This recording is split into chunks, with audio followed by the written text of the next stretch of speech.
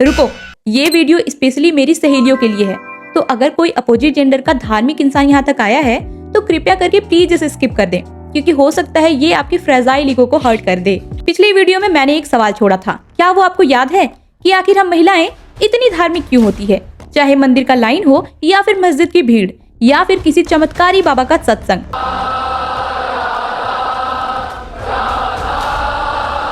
हम उनमें आपको सबसे आगे खड़े मिलते हैं। मतलब कमाल देखिए, जिन धर्मों ने हमें एनिमल से भी नीचे समझा, जिन्होंने हमें पीरियड्स में अनटचेबल कहा, जिन्होंने कभी हमें पढ़ने की इजाजत नहीं दी, आज हम उनकी सबसे बड़ी बॉडीगार्ड बनकर बैठी हैं।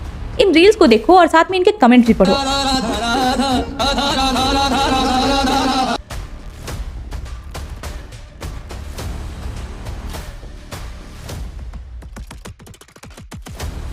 यहाँ आपको 99.9% सिर्फ विमेन ही मिलेंगी। और आओ अब देखते हैं इस दलदल के ओरिजिन को।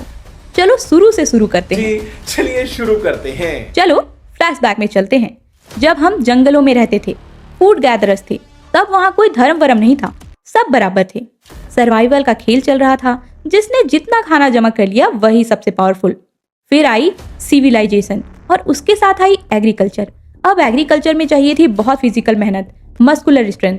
मेन के पास वो ऑलरेडी थी और हमारे पास थी पीरियड्स की दर्द, भारी रातें, प्रेगनेंसी और बच्चों की जिम्मेदारी। बस यहीं से सारा गेम पलट गया। कहते हैं ना, जिसकी लाठी उसकी भैंस। मेन के पास ये फिजिकल पावर बहुत पहले से थी और अब ये उनकी सबसे बड़ी ताकत बन गई और इसी पावर के दम पर वो खुद को सुपीरियर मानने लगे, लिखने लगे नियम और कानून। पर एक कमी थी, वो रिप्रोड्यूस नहीं कर सकते थे। अपने जैसा फिजिकली पावरफुल एक और नहीं ला सकते थे, पर हम औरतें ये कर सकती थी। इसलिए उन्होंने हमें बांधना और हम पर हक जमाना शुरू किया। तरह तरह के रूल्स और रेगुलेशन बनाए जाने लगे। बाय द वे, शादी भी इसी के अंडर आती है और इस रूल और रेगुलेशन का सबसे सुंदर नाम रखा गया धर्म। जब मेन ने खाली वक्त में कहानियां लिखना शुरू किया, उन्होंने भगवान को अपनी इमेज में बनाया। कभी सोचा है हर बड़े भगवान मेन ही क्यों हैं? क्योंकि राइटर मेन थे तो ऑब्वियस है कि भगवान भी मेन ही बनाए। यहीं से पैट्रियार्की ने धर्म का चोला पहन लिया। धर्म कोई आसमान से नहीं टपका था, इसे मेन नहीं बनाया। For the man, by the man, to the man. तो तुम्हें इतना तो समझ में आ गया होगा कि जितने भी रिलीजन हैं ऑल ओवर द वर्ल्ड, वो सारे मैन मेड हैं और वो भी अपनी सुविधा के लिए बनाए जा रहे थे, और जिनमें वुमेन्स का बस एक ही रूल था, to serve the men and to reproduce more men. तो चलिए कुछ प्रूफ देखते हैं एंशिएंट फेथ से। मेसोपोटामिया और इजिप्ट सिविलाइजेशन में मेन को पूरे हक थे पूजा पाठ करने के, वहीं औरतों को प्रीस्ट बनने का भी हक नहीं था। मनुस्मृति में इसमें तो साफ लिखा है, बचपन में बाप के नीचे रहो, जवानी में पति के और बुढ़ापे में बेटे के। मतलब इंडिपेंडेंस नाम की चिड़िया हमारी किस्मत में तो किसी धर्म ने कभी लिखा ही नहीं। बाइबल कहती है कि ईव ने एप्पल खाया इसलिए आज पूरी दुनिया दुख में है। सारी गलती लड़की की है। ग्रीक मैथोलॉजी कहती है पैंडोरा ने बॉक्स खोला इसलिए दुनिया में बीमारियां आई। मतलब दुनिया की हर प्रॉब्लम की जड़ औरत है। कमाल की स्क्रिप्ट लिखी है धर्म के लोगों ने। लिलिथ ने मेन के सामने झुकने से मना किया और इक्वलिटी मांगी, इसलिए उसे भगवान ने श्राप दे दिया। हिंदुइज्म में हमें मोह माया कहकर मोक्ष के दरवाजे का पत्थर बताया जाता है। समझ रही हैं आप ये कहानियां क्यों बनाई गई थी? इसलिए ताकि हमें इमोशनली गिल्ट ट्रैप में फंसाया जा सके। सिर्फ बातों और कहानियों से पेट नहीं भरा तो धर्म ने एक्शन लेना स्टार्ट किया ताकि ये डर बरकरार रहे। विच हंटिंग। यूरोप में 1 लाख से भी ज्यादा औरतों को चुड़ैल कहकर जला दिया गया।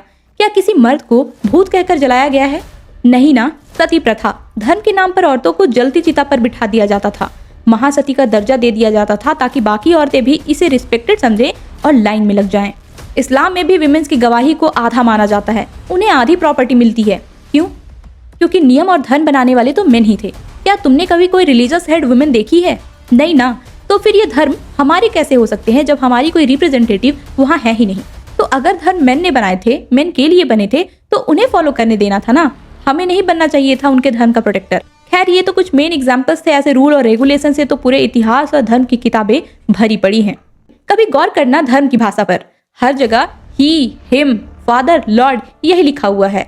क्या कभी इन सब को पढ़कर आपके मन में कभी कोई सवाल नहीं आया? ये सारी एपिक्स धर्म ग्रंथ ने बचपन से ही हमारे दिमाग में एक वायरस डाल दिया है। भगवान से डरो पाप लगेगा। मम्मी, दादी, नानी हमने सबको सरेंडर करते देखा है। जब हम पढ़ लिख कर इनसे कोई साइंटिफिक सवाल करें तो ये हमें अधार्मिक अटैक दे देते हैं। वहीं दूसरी तरफ अगर हम फास्टिंग करें, दिन रात पूजा पाठ करें, तो ये हमें देवी और संस्कारी का मेडल दे देते हैं। और हम इन टैग्स को एक्सेप्टेंस और लव जैसा समझते हैं, जिससे फिर हम वही करते चले जाते हैं जो दूसरे हमसे करने को कहते हैं। हमें हमेशा से फाइनेंशियल इंडिपेंडेंस से बहुत दूर रखा गया। पिता के घर से सीधे पति के घर ट्रांसफर, तो वही पति फिर हमारे परमेश्वर बन जाते हैं, भगवान बन जाते हैं। फिर वो पति वही करेगा जो उसके धर्म ग्रंथों में या फिर रिलीजियस हेड्स उनसे करने को कहेंगे, क्योंकि आफ्टर ऑल ये मेन की कन्वीनियंस के लिए बनाया गया रिलीजन है। सटायर देखो, स्वर्ग में भी मेन के लिए हूरे और अप्सराएं वेट कर रही हैं, लेकिन हमारे लिए वहाँ कुछ नहीं है, क्योंकि अकॉर्डिंग टू धर्म हम वहाँ जा ही नहीं सकते और हमें त्याग की मूर्ति बना दिया गया ताकि हम अपनी एक्सप्लोइटेशन पर गर्व करें। खैर, आज तुम्हारे पास हक है पढ़ने का, जो तुम्हें किसी धर्म ने नहीं दिया बल्कि कॉन्स्टिट्यूशन ने दिया है। इसने तुम्हें हक दिया है घूमने, पढ़ने, लिखने, बोलने, डिबेट करने का, लड़ने का, एक्सप्लोर करने का। तो प्लीज अपनी उन धर्म ग्रंथों की किताबों को खोलो और गौर से देखो, क्या वहाँ इक्वलिटी है? क्या वहाँ तुम्हारे लिए कुछ है? क्या सच में तुम्हारे लिए वो बनाए गए हैं? और क्या उन्हें पढ़कर तुम्हें सच में लगता है कि पाप, पुण्य, हलाल, हराम जैसी कोई चीज तुम्हारे लिए बनी है? यह सब मेन के अकॉर्डिंग है। जो उन्हें अच्छी लगी वो पुण्य या हलाल, जो उन्हें बुरी लगी वो पाप और हराम।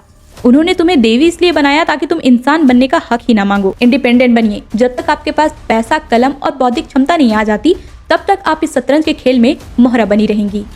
दलदल से निकलने का पहला कदम है सवाल पूछना। तो सवाल करो और सोचो। हर कुछ बस इसलिए मत मानो क्योंकि किसी किताब में लिखा है या किसी धर्मगुरु ने तुमसे कहा। वो करो जो तुम्हारा मन करता है। इंसान बनो, गुलाम नहीं, क्योंकि एक ही लाइफ है। मैन ने तो अपनी सुविधा के लिए धर्म बना ही लिया है और खुद को राजा। तुम बस गुलामी करते इस जिंदगी को यूं ही खत्म मत कर देना। हमारे लिए किसी भी धर्म ने आज तक कुछ नहीं किया है, ये बात हमेशा याद रखना। और एट लास्ट, अगर मेरे मना करने के बावजूद भी कोई मैन अभी तक इस वीडियो में रुका हुआ है, तो मेरी तरफ से बस उससे एक ही रिक्वेस्ट है कि कृपया करके थोड़ी दूरी अपने धर्म से बनाएं, क्योंकि आपका धर्म आपको बिना नफरत के और कुछ नहीं सिखाएगा। तो इसलिए धर्म को छोड़िए और सबसे पहले इंसान बनिए। तो इसे शेयर कीजिए अपनी जिंदगी की प्यारी औरतों के साथ, जिसे सच जानना चाहिए था, और फिर वो खुद डिसाइड कर लेंगी कि उन्हें धार्मिक रहना है या एथिस्ट। जय हिंद।